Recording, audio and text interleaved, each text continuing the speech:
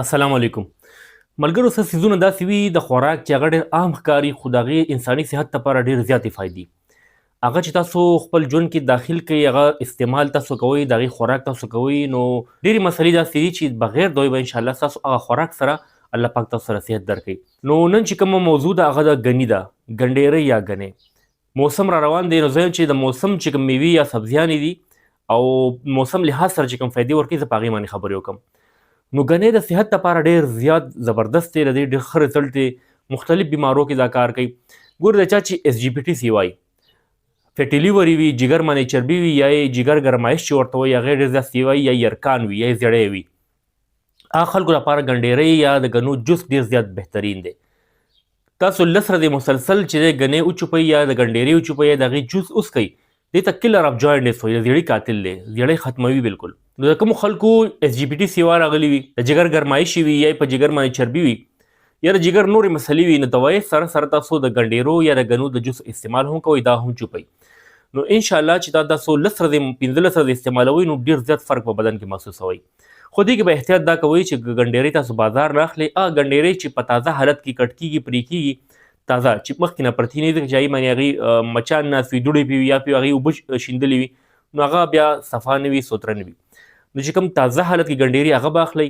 او که ګنو جوس هم اخلئ کوشش به کوئ چې تاسو وګورئ چې هغه لوښي د هغې صفا سوتره دي یا پکې بل څه کیمیکل وغیره څه شکرین وغیره نه اچئ صفا سوتره خالص د ګنو جوس تاسو اخلئ او هغه څکئ نو انشاءالله دا فایدې به تاسو ته ملاویږي دې سره دغسې د چا هاضمه نه راځي د معدې مسلې وي ګیس وي نو هغې چې ډوډۍ پسې ګنډېري وچوپي یا سات پسو پسې ګنو جوس وڅکي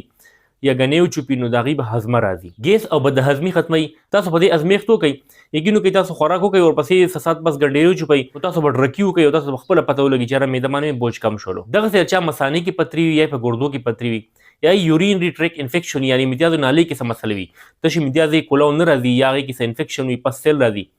نو څنګه چې موږ کرینمکس استعمالو کرینبیري چې عام ډاکټران ورکوي دغسې د هغې متبادل دا ګنۍ هم دی نو په دغه علاماتو کې که ستاسو ګرده کې کاڼی یا مثانه کې هم پتري وي یا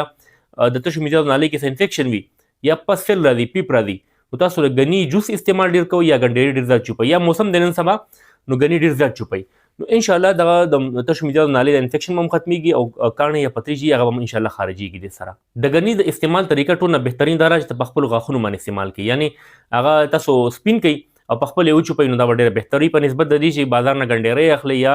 جوس جوړوئ ځکه چې هغې کې زیات در د ملاوټ خطر وي نو چې کوم خلک کلو کې اوسېږي هغې دپاره خو ډېر اسانه ده چې هغې ګنۍ روزانه یو دوه درې ګنۍ خامخا چوپي او چې کوم بازار کې هغې نه کوشش کوي چې د منډیانو نه د اخلي ځان ته او ورځ کې یو یا دوه ګنۍ خامخا چوپي نو انشاءالله د ډېرو دوايانو ضرورت په ورته نه راځي بل دی کې دا کمال دی چې کوم خلک د ګنډېرو استعمال کوي یا ګنۍ چوپي نو د هغې به د خولې صفایي وي د خولې نه به بدبو هم نه ځي او ورسره به یې غاښونه هم صفا سوتره وي د ګنډېرو چوپلو سره ګنۍ چوپلو سره یا د ګنو جوس څکلو سره سکین چې کوم دی هغه صفا سوتره شي خشکي ختموي او په یخ موسم کې چې کوم د خشکي وي په بدن کې یا سکین خرابېږي نو هغه به نه هغه به تروتازه وي ځکه چې دا د اوبو کمۍ برابر وي کله چې د اوبو کمۍ برابر وي ستاسو نو سکین مو تازه وي سر مو فرش لګي او کوم خلک یخنۍ کې اوبه نشي څکلی اوبو ته طلب نه کېږي نو هغې د ګنۍ چوپي نو د ګنو چوپلو سره به د نورو فایدې هم ورته ملاویږي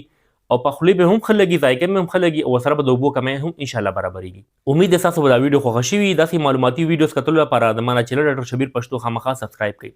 زما دعا ده الله پاک دې ټولو بیمارانو له شفای کامله نصیب کړي